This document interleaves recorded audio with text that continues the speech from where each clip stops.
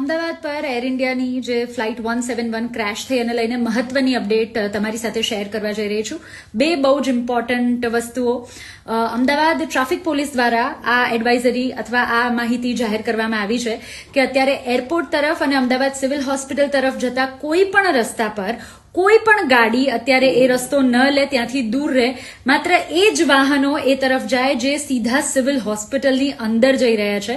સો traffic police Ahmedabad manage કરવાની કોશિશ કરી રહી છે એ તરફનો ટ્રાફિક.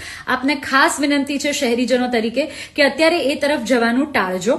અને બીજી અમદાવાદ એરપોર્ટ ઓથોરિટીઝ તરફથી એક ખાસ માહિતી જાહેર કરવામાં આવી છે કે ટિલ ફર્ધર નોટિસ અમદાવાદ એરપોર્ટથી ઉપડતી દરેક ફ્લાઇટને કેન્સલ કરવામાં આવે છે.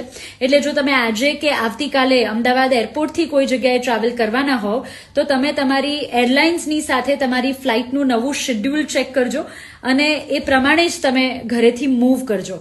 અને શક્ય હોય ત્યાં સુધી આ મેસેજ, આ સંદેશો વધુમાં વધુ લોકો સુધી પહોંચાડજો, જેથી આપત્તિની આ ઘડીમાં આપણે આપણાથી થોડો ઘણો બનતો જે ફાળો આપી શકીએ તે આપી શકીએ.